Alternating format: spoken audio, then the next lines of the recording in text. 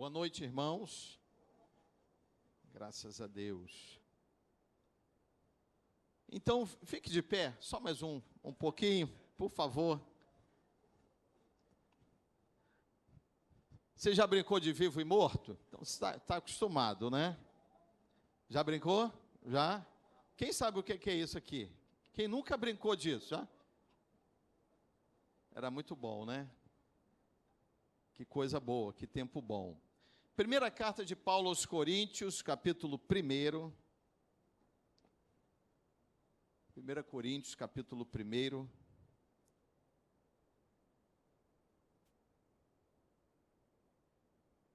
Vamos ler a partir do verso 18, que o tema da sociedade bíblica é a mensagem da cruz. 1 Coríntios, capítulo 1, verso 18. Diz assim: certamente a palavra da cruz é loucura para os que se perdem, mas para nós, diz o apóstolo Paulo, que somos salvos, poder de Deus. Pois está escrito: destruirei a sabedoria dos sábios e aniquilarei a inteligência dos instruídos. Onde está o sábio? Onde o escriba? Onde o inquiridor ou questionador deste século? Porventura, não tornou Deus louca a sabedoria do mundo? Visto como, na sabedoria de Deus, o mundo não o conheceu por sua própria sabedoria, aprove a Deus salvar os que creem pela loucura da pregação. Porque tanto os judeus pedem sinais, como os gregos buscam sabedoria, mas nós pregamos a Cristo crucificado, escândalo para os judeus, loucura para os gentios. Mas para os que foram chamados, tanto judeus como gregos, pregamos a Cristo, poder de Deus e sabedoria de Deus. Porque a loucura de Deus é mais sábia do que os homens, e a fraqueza de Deus é mais forte do que os homens. Amém. Vamos orar. Pai, obrigado pela leitura da santa palavra do Senhor. Agora pedimos que o Senhor fale conosco, Pai, à medida das nossas necessidades. Oramos mais uma vez em nome de Jesus. Amém e amém. Você pode se sentar, por favor. Glória a Deus. Aqui, essa carta de Paulo aos Coríntios. Paulo, ele não escreveu essa carta em Corinto, ele escreveu essa carta já depois, em Éfeso, em outra cidade que ele estava. Mas Paulo passou 1 ano e meio nessa cidade, ele pôde identificar muitas coisas que aconteciam ali. Depois você lê em casa, a partir do verso 1, lá do primeiro verso do capítulo 1, você vai ver ali Paulo exortando a igreja de Corinto contra partidarismo, né? Eu sou de Paulo, eu sou de Cefas, eu sou de Cristo, eu sou de Apolo, enfim, um partidarismo, um paganismo também ali em Corinto. Então, Paulo escreveu essa carta dando essas exortações. Mas aqui, a partir do verso 18, Paulo já vem exortando a igreja de Corinto contra algo que atingia a igreja de Corinto muito frontalmente, que era a questão da filosofia grega, a sabedoria grega, exercendo muita influência à igreja de Corinto. E aqui Paulo, ele vem tratar desse assunto, e ele continua depois a tratar desse assunto também no capítulo 3, aí desse mesmo livro. E aqui Paulo, ele já vem instruindo a igreja contra essa questão da sabedoria. Mas, de antemão, eu quero dizer aqui que não tenho nada contra a intelectualidade, contra a sabedoria, contra o estudo, nada disso. A questão, irmãos, é o que os homens fazem com a sabedoria que o homem adquire. Que caminhos o homem ele toma a partir do momento que ele adquire a sabedoria, a inteligência, né? Quando o homem estuda demais, nós bem sabemos que muitos homens que estudam por demais acabam confiando ou colocando toda a sua confiança, toda a sua expectativa de vida, de projetos, de planos, de sonhos, na sua sabedoria, na sua inteligência, naquilo que ele adquiriu como sabedoria. Em diversas áreas nós poderíamos citar. Então, quero deixar muito claro que eu não tenho nada contra. Muito pelo contrário, nós sabemos, e a Bíblia, ela instrui isso, a nossa igreja, ela tem o hábito, o nosso bispo, de instruir o estudo, a capacidade de cada um. A grande questão que eu quero tocar aqui é o que os homens ali em Corinto e o que os homens hoje fazem com a sabedoria que adquirem. E a gente vai ver aqui que muita da sabedoria do homem acaba o afastando do seu Criador, afastando de Deus. E aqui a Bíblia, ela já abre falando a respeito da mensagem da cruz. Mas que mensagem é essa da cruz? O que nós podemos entender como mensagem da cruz? A mensagem da cruz, irmãos, é o próprio Evangelho de Jesus Cristo em toda a sua plenitude. O Evangelho pregado por Jesus, o Evangelho que hoje a gente sabe, conhecendo a palavra do Senhor, que é um Evangelho que é suficiente, um Evangelho que é verdadeiro, um Evangelho que é perfeito. Quando nós lemos o Evangelho, a gente compreende a perfeição das palavras de Jesus, registradas há tantos anos atrás, mas que são tão oportunas e propícias para tudo que a gente vive hoje. A prova da perfeição da palavra de Deus. O Evangelho, ele é único, incomparável. Não há ensinamento que se compare aos ensinos de Jesus, que é a mensagem da cruz. E o Evangelho, ele é para todos aqueles que creem nessa palavra. A mensagem da cruz também, isso é muito importante, é a revelação do próprio Deus centrada em Cristo.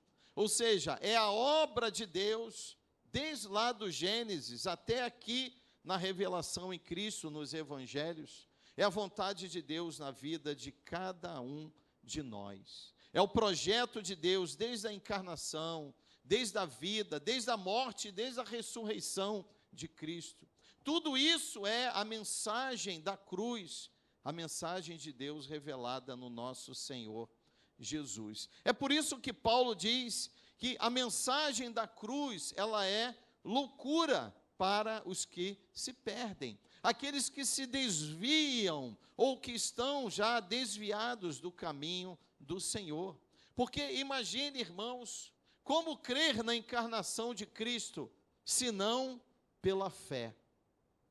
A sabedoria do homem, ela na verdade, ela não tem a suficiência, assim como o Evangelho, como a mensagem da cruz, para levar o homem a compreender que Deus, no seu propósito, para salvar o homem, que a Bíblia diz estava totalmente morto nos seus pecados e delitos, Deus enviou a Cristo e o fez nascer de uma virgem, concebido pelo Espírito Santo.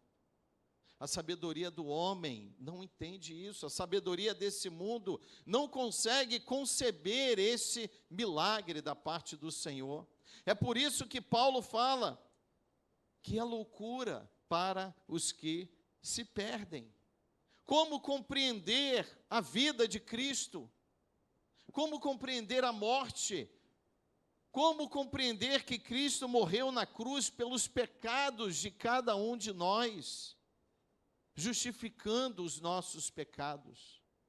Como compreender a ressurreição de Cristo depois de 3 dias morto, foi morto numa cruz e depois de 3 dias ele ressuscitou?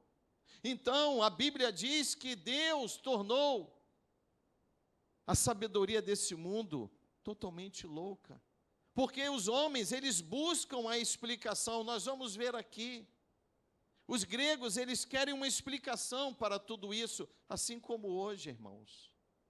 Só que não é por aquilo que nós podemos explicar, não é pela nossa sabedoria, não é pela nossa intelectualidade.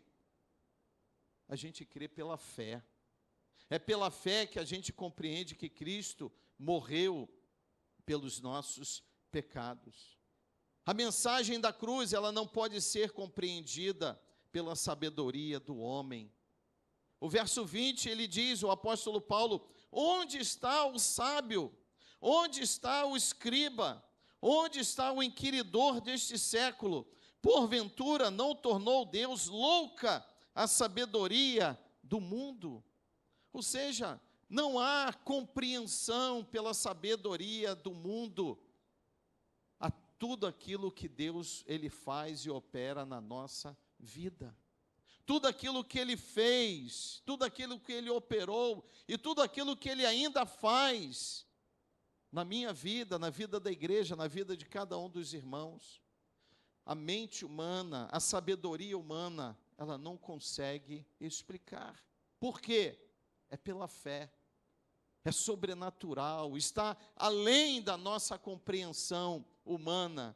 E o apóstolo Paulo, ele continua dizendo no verso 21, visto como na sabedoria de Deus, o mundo não o conheceu por sua própria sabedoria. Pela sabedoria humana, nós não podemos compreender os desígnios e os propósitos de Deus na nossa vida. A Bíblia diz que Deus tornou essa sabedoria humana uma coisa louca, porque está totalmente contrária de tudo aquilo que o homem entende que é o óbvio, que é o natural. Não é natural.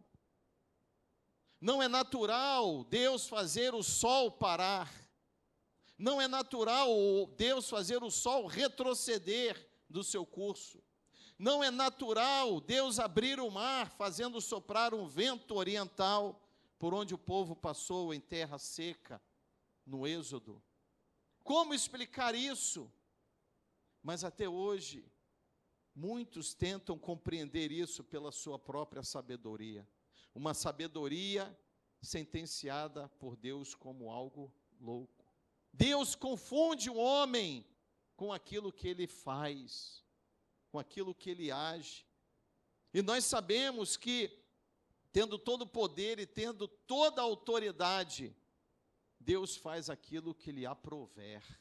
Deus faz aquilo que Ele deseja fazer para cumprir os seus propósitos, cumprir aquilo que Ele deseja fazer na nossa vida, irmãos. Quantos milagres nós poderíamos citar aqui que Deus fez na minha vida e na sua vida? Quantos livramentos que nós não conseguimos, com a nossa sabedoria humana, compreender e não vamos compreender? Por quê? É pela fé. Não é por aquilo que os olhos veem, mas é por aquilo que nós cremos. Como está lá em Hebreus capítulo 11, verso 1. A certeza das coisas que estão por acontecer e convicção de fatos que não se veem. Eu creio, não está diante de mim, mas eu creio que vai acontecer.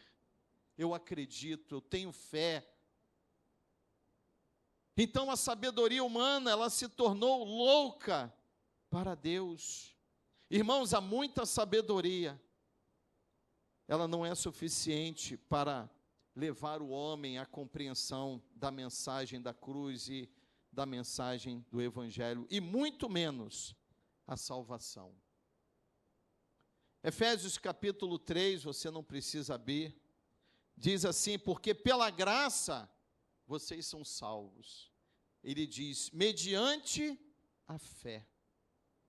Pela graça, ou seja, pelo favor imerecido, nós somos salvos. Mediante a fé. E isso não vem de vós, é dom de Deus. Nós não temos condições de nos salvar, irmãos. Eu posso ser o mais intelectual de todos os homens. Isso não é nada diante do que Deus pode fazer na minha vida. Por isso que eu coloquei esse tema, a sabedoria de Deus e a incapacidade do homem, porque nós somos totalmente incapazes. A Bíblia diz, o próprio Jesus, o meu pai é o agricultor, eu sou a videira e vós sois os ramos. nós temos que estar ligados a Deus, porque Ele é o centro, Ele é a coluna vertebral da nossa vida, irmãos. Ele é a fonte de tudo aquilo que nós precisamos. E a sabedoria do homem, como o próprio apóstolo Paulo diz aqui, e depois nós vamos ver no profeta Jeremias, a sabedoria do homem afasta o homem de Deus. Porque a sabedoria do homem enaltece esse próprio homem. Leva ao sentimento que nós chamamos de egocentrismo, né? Onde o homem olha para dentro de si mesmo, que ele pode tudo, ele é capaz de fazer tudo, ele pode chegar onde ele quiser. Não pode. A Bíblia diz que nós dependemos de Deus. A Bíblia diz que o Senhor é que controla todas as coisas. A Bíblia diz que todas as coisas estão debaixo das mãos do Senhor e que nada acontece que não seja pela vontade dEle. Então não é pela sabedoria, irmãos, que o apóstolo Paulo cita aqui, que nós recebemos a graça da salvação de Cristo. Não. É mediante, como Paulo fala à igreja de Éfeso, é tão somente mediante a fé. E ele continua no verso 9 de Efésios 2, não de obras, para que ninguém se glorie, ou seja, não é pelo resultado do meu muito fazer, do meu muito esforço, não, é pela graça de Deus, é pela fé que eu e você precisamos nutrir no Senhor. Como o pastor Otávio leu aqui no Salmo 146, não é eu colocar a minha confiança, a minha esperança, a minha expectativa em príncipes ou em homens, porque são tão incapazes quanto nós, tão falhos quanto nós. Na verdade, a nossa fé, a nossa confiança, a nossa expectativa precisa estar em Cristo. Ele é o centro da nossa vida, e Ele precisa ser esse centro na minha vida e na sua vida. Porque desde lá do Antigo Testamento, a gente vê que todo o Antigo Testamento nada mais é do que a história de Deus apontando para seu Filho Jesus. A gente olha lá em Gênesis, a gente olha nos patriarcas, Abraão, Isaque, Jacó, a gente olha na vida dos profetas, em todos os relatos do profeta, e a gente já vê no profeta João Batista, quando ele diz, eu não sou digno daquele que vem após mim, não sou digno de desatar-lhe as sandálias, já chegando ali o Messias, o Cristo, aquele que precisa ser o centro da nossa vida. Então não é pelo nosso muito fazer. E o apóstolo Paulo, ele diz aqui, visto como na sabedoria de Deus o mundo não o conheceu por sua própria sabedoria, então aprove a Deus salvar os que creem pela loucura da pregação. Que é uma coisa louca, irmãos. É uma coisa louca.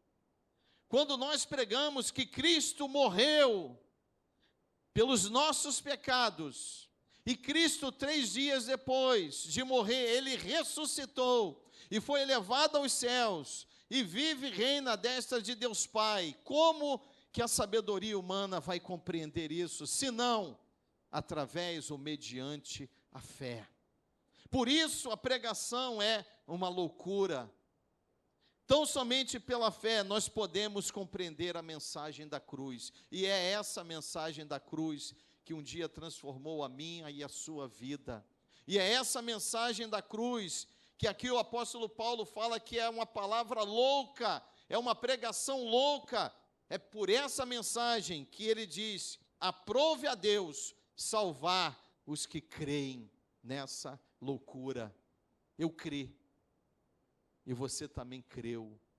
E por crer numa palavra louca, que o mundo não consegue compreender, porque vive numa sabedoria humana, vive nutrindo uma expectativa que não lhe garante ou não lhes garante um futuro, como a loucura da pregação nos garante. Céu? Que é isso? Que céu o quê? Preparar morada onde? No céu. Que é isso? Você está louco? Estou.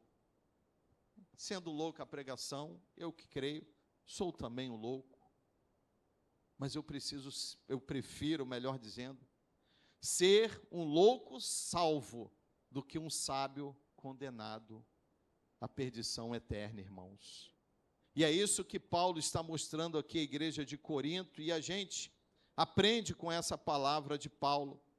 E no verso 22 ele continua: porque tanto os judeus pedem sinais, como os gregos buscam sabedoria, ou seja, buscam explicação para tudo, porque eles se baseavam na sua sabedoria, na filosofia que eles nutriam em sua vida.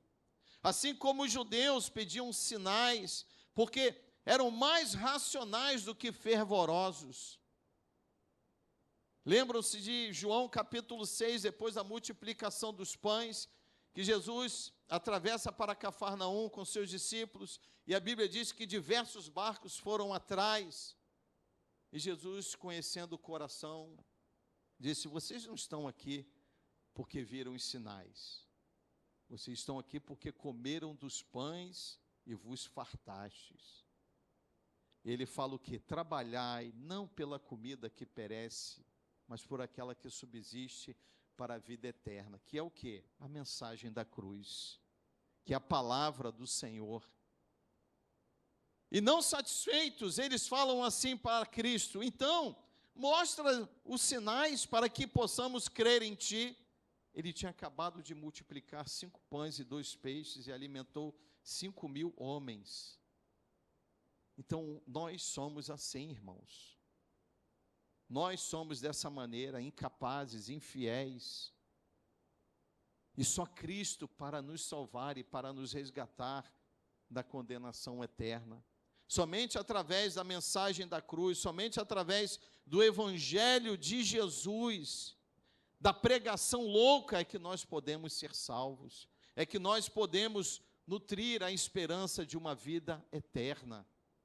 E Paulo, ele instrui a igreja quanto a isso, e ele fala da racionalidade dos judeus, e fala aqui da sabedoria grega, que tudo deve ter uma explicação. Como explicar Deus? É inexplicável. Deus é inexplicável. Nós podemos senti-lo, podemos adorá-lo, podemos glorificá-lo, e podemos testemunhar na nossa própria vida tudo aquilo que Ele, por graça, faz na minha vida e na sua vida. Deus, quando Ele falou: se pedirem alguma satisfação a meu respeito, digam: eu sou o que sou. Eu sou. E isso, particularmente, me diz tudo. Ele é o eu sou. Acabou. Ponto, irmãos. Ele é tudo. Ele é tudo nesse mundo, Ele é tudo na minha vida, Ele é tudo na nossa vida. Deus não tem como a gente quantificar, não tem como a gente mensurar a grandeza, não tem como a gente medir a grandeza, a bondade, a fidelidade, a misericórdia de Deus. Mas só podemos dizer que Ele é tudo. Então aqui a gente vê que uns precisam ver e outros precisam entender. E quando fala aqui que uns precisam ver, não há como não se lembrar de Tomé. Não, que isso? Olha, Tomé, o discípulo que andou com Cristo, ressuscitou? Não, só creio, só vou acreditar se eu ouvir as mãos furadas. E ele viu, e ele encarou, porque o próprio Cristo mostrou: eis aqui, Tomé. E ele fala umas palavras, uma das palavras mais lindas da Bíblia, entre tantas que Jesus falou: bem-aventurados os que não viram e creram. Quem são esses bem-aventurados? Eu e você. Nós não vimos, irmãos, nós não estávamos lá, nós não vimos Ele crucificado, não vimos Ele sendo ressuscitado, mas nós cremos, pela fé nós cremos. Então não é pelo que os olhos veem, não é pela muita sabedoria, não é pela intelectualidade, não. É pela fé, é mediante a fé, e tão somente pela fé. E é pela fé que a gente continua caminhando, peregrinando, rumo à cruz de Cristo, irmãos. Volto novamente ao Salmo 146. Não devemos confiar e colocar as nossas expectativas em homens, em príncipes, mas tão somente no Senhor, porque dele procede a verdadeira sabedoria. O apóstolo Paulo, ele continua, mas nós, ele falando a respeito dos judeus e gregos, mas nós pregamos a Cristo, Cristo crucificado. Olha, aí é mais louco ainda para o mundo. Cristo crucificado, é o Cristo morto. Sim, mas ele ressuscitou. O Cristo crucificado, isso deve se traduzir para a gente o quê? Perdão de pecados, justificação dos nossos pecados. Porque pela morte de cruz, eu e você ganhamos vida.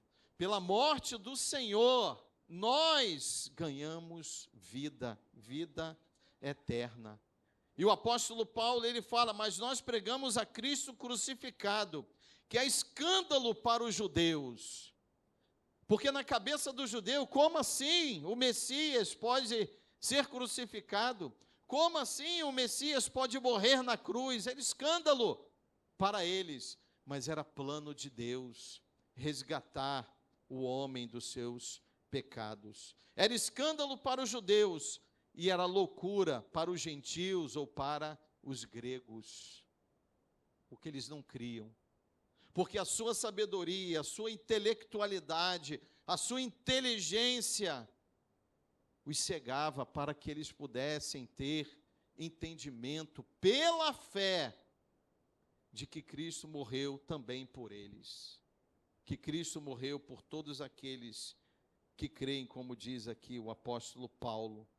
Escândalo para os judeus e loucura para os gentios e gregos, porque não encontravam respostas na sua sabedoria.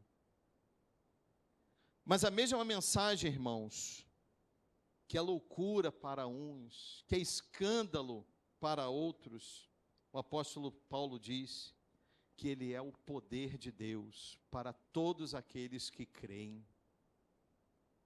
Atos capítulo 3, narra o episódio de Pedro e João. A Bíblia diz que eles estavam indo para o templo na hora nona, às 3 horas da tarde, para a oração. E eles se depararam, a Bíblia diz, com um coxo de nascença, que era levado todos os dias e era colocado ali na porta do templo. Se nós pensarmos um coxo de nascença, o que a gente pode imaginar?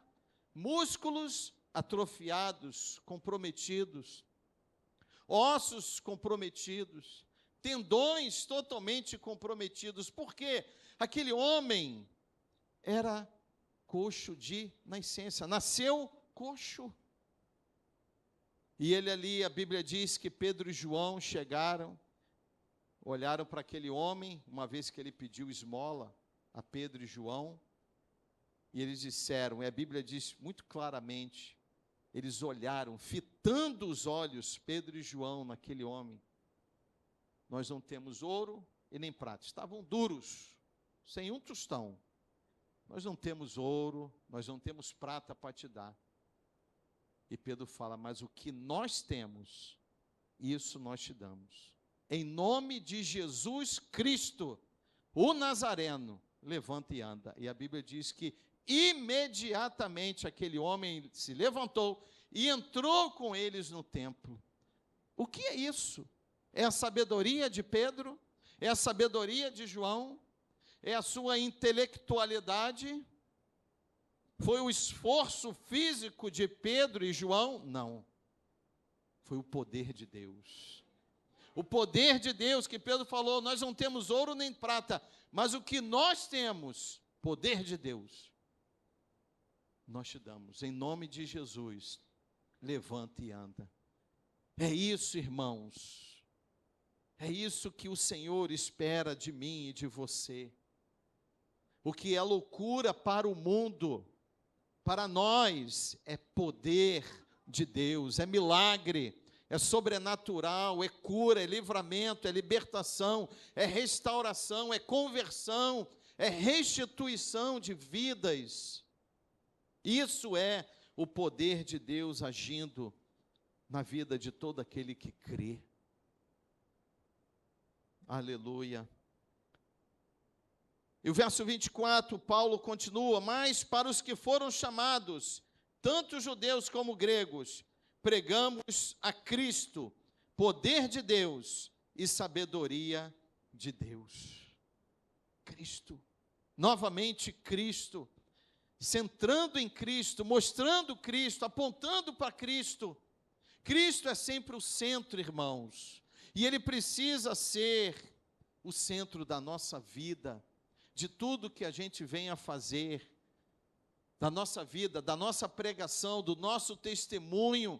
Tudo precisa apontar para Cristo, porque Ele é a sabedoria e Ele é o poder de Deus para o homem e para todo aquele que nele crer. É tão somente pela fé, crer que Jesus é o Cristo, é o enviado de Deus, é o Messias, é o Filho de Deus, que a Bíblia diz que tira o pecado do mundo, que veio a esse mundo, irmãos, e é nisso que nós precisamos aplicar a nossa fé. Ele veio a esse mundo, nasceu de uma virgem, viveu, pregou, ensinou, morreu e ressuscitou.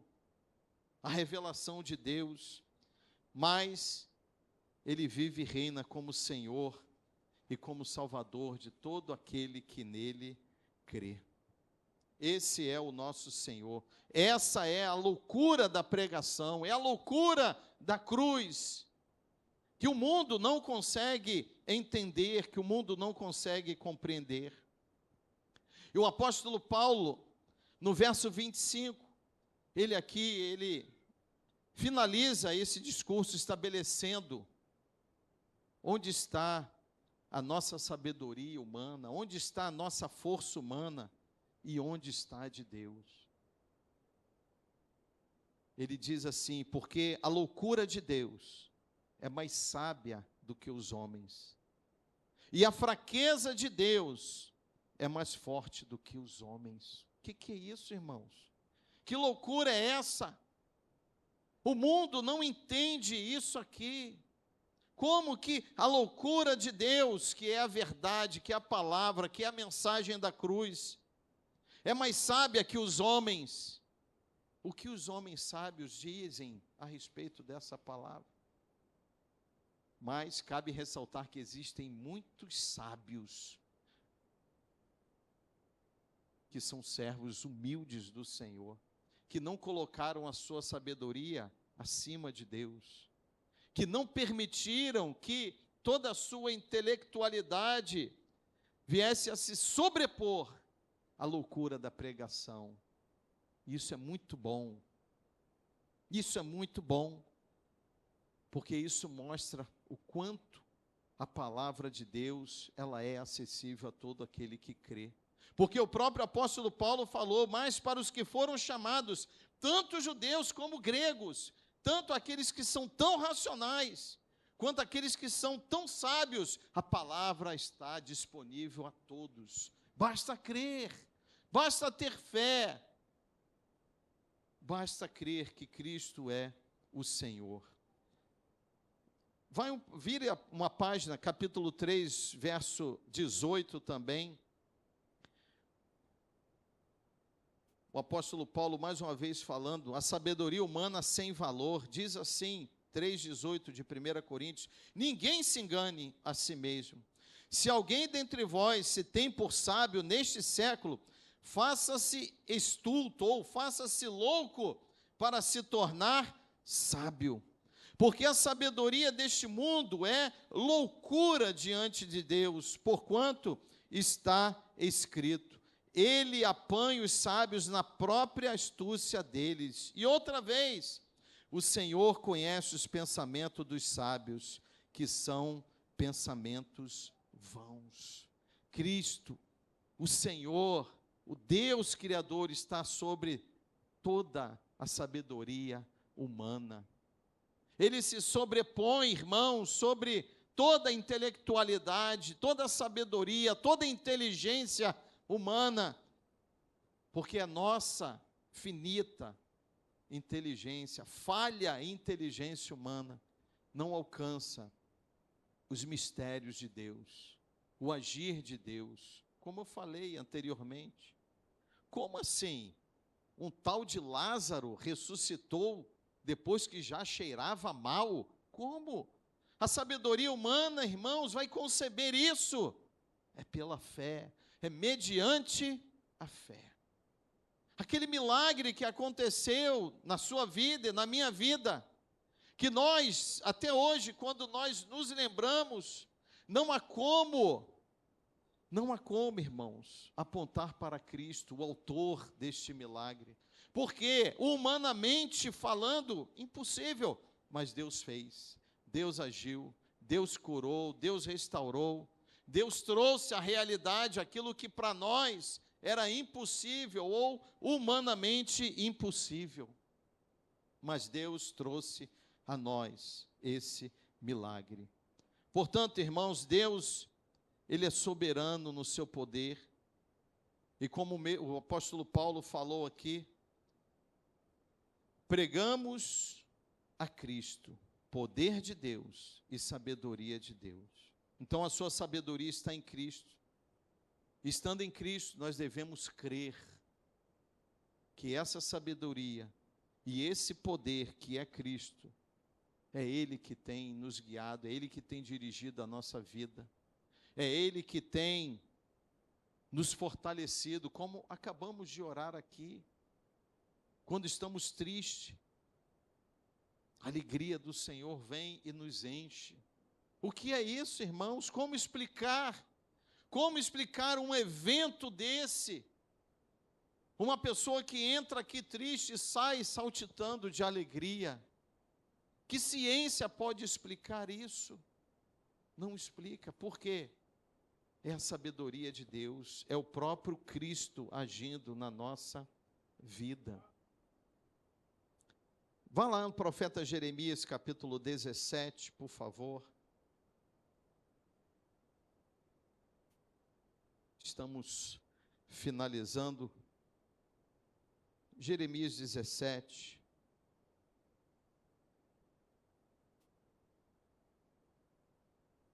Diz assim, a partir do verso 5, o profeta dizendo: assim diz o Senhor, maldito o homem que confia no homem, faz da carne mortal o seu braço, e aparta seu coração do Senhor.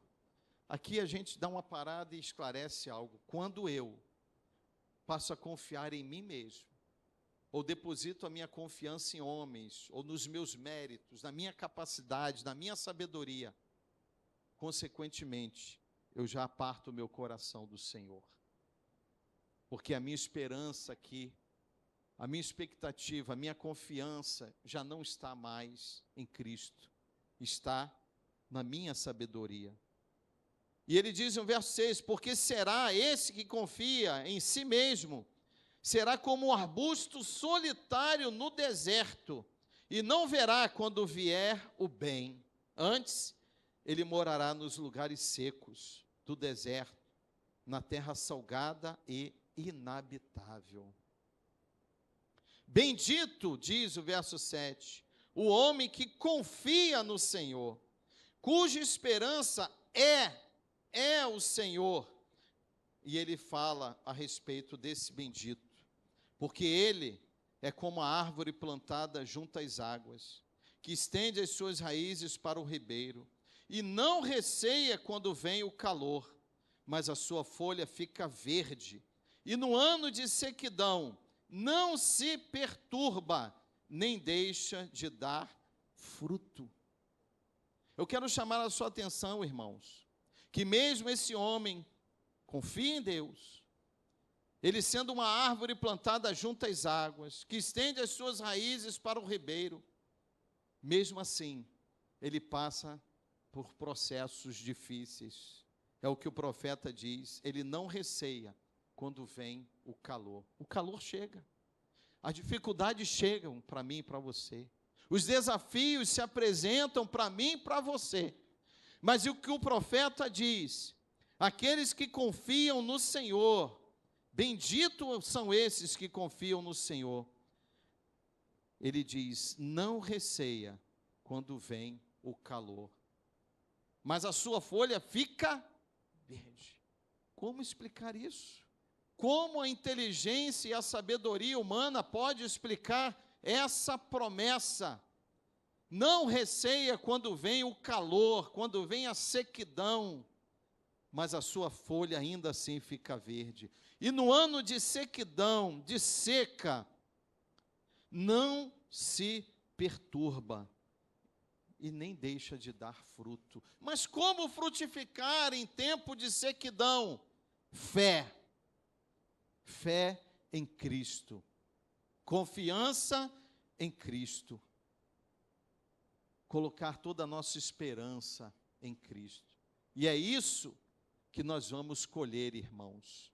Não vamos recear quando chegarem os momentos de dificuldades, os dias maus, porque eles vêm, inevitavelmente eles chegam.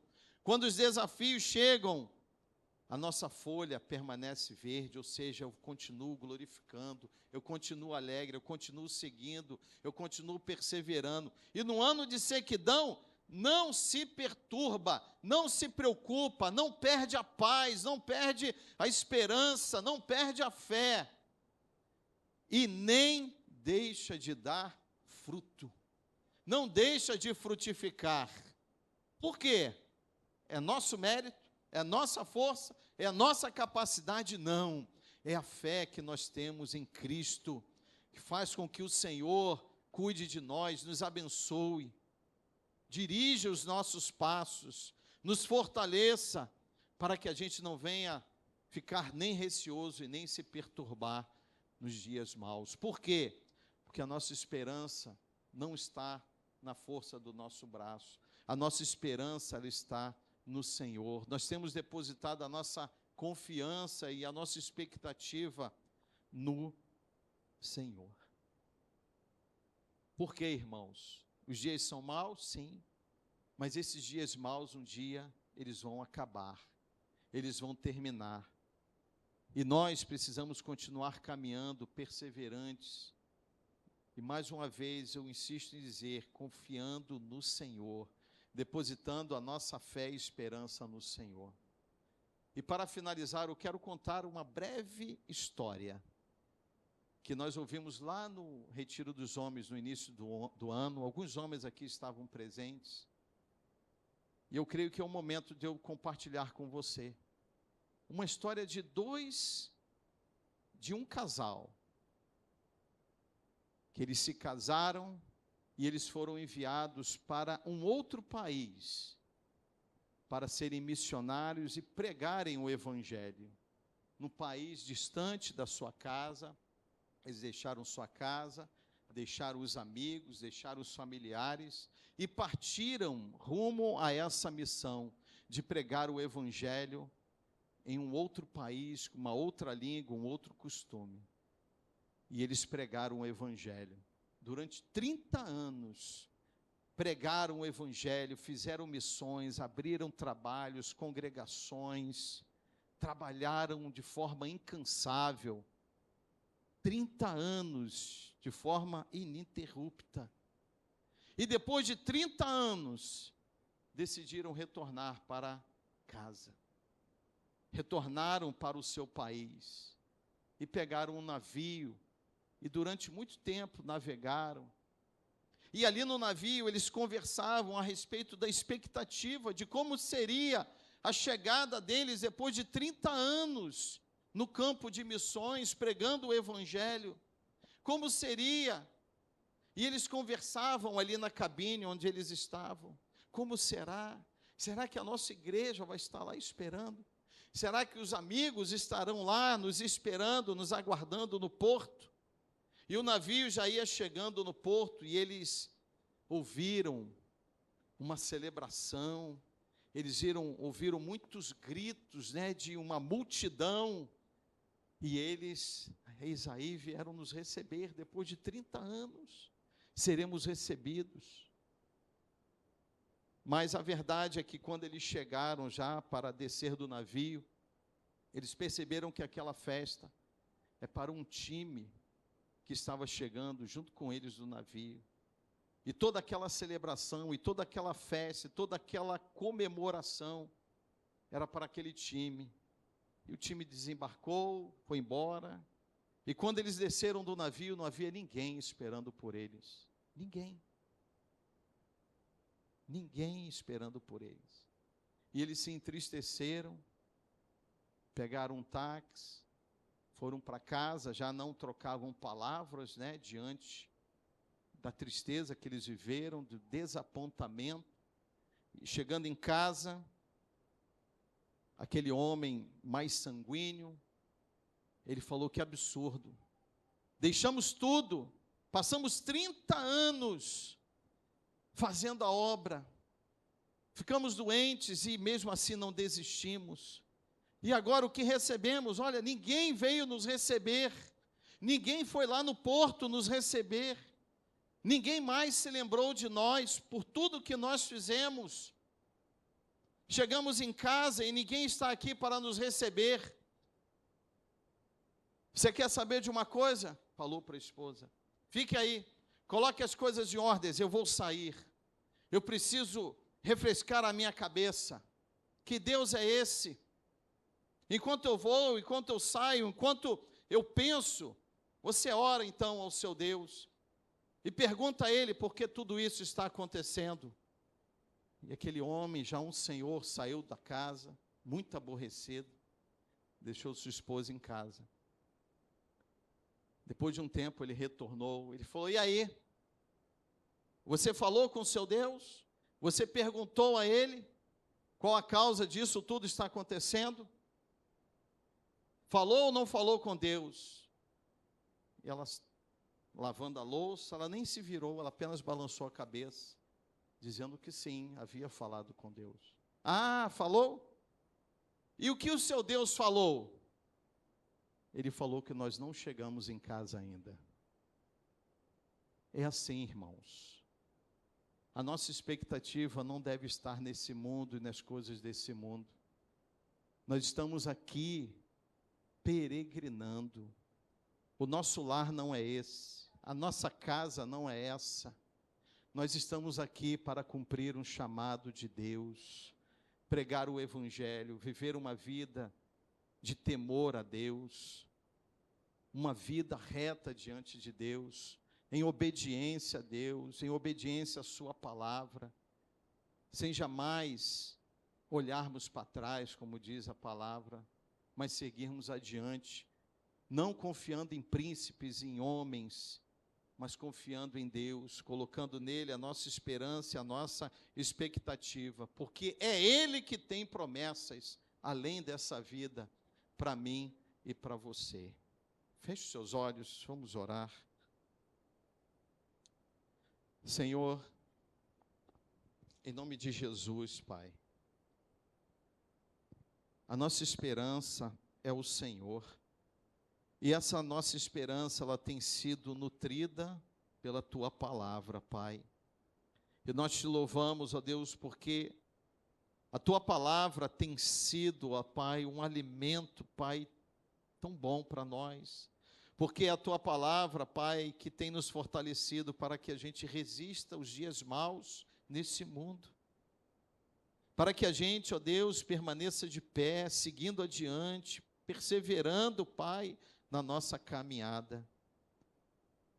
Senhor, e a nossa oração nessa noite é para que o Senhor continue cuidando de nós, ó Deus, para que a nossa limitada e falha sabedoria, Senhor, em momento algum, em tempo algum, Pai, ela venha nos afastar de Ti. Não,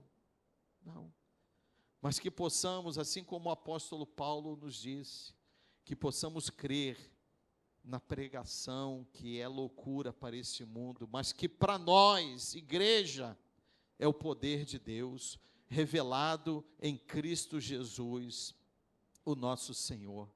Portanto, Pai, continua cuidando de nós, ó Deus, guardando o nosso coração, guardando a nossa mente contra as investidas do mal, Pai, contra as ameaças deste mundo, Pai. Guarda-nos, ó Deus, para que possamos, ó Deus, permanecer firmes, inabaláveis nos dias difíceis, Senhor. Abençoa cada um dos meus irmãos, ó Pai. Abençoa-nos, ó Pai, que essa palavra, Pai, ela continue, ó Deus, ela continue, ó Pai, ecoando dentro do nosso coração, Pai, nos fazendo cada dia mais entender e compreendermos que Tu és o nosso único Senhor, Tu és o nosso único Salvador, e não há outro, Pai, além de Ti, Pai. Assim nós oramos, agradecidos em nome de Jesus.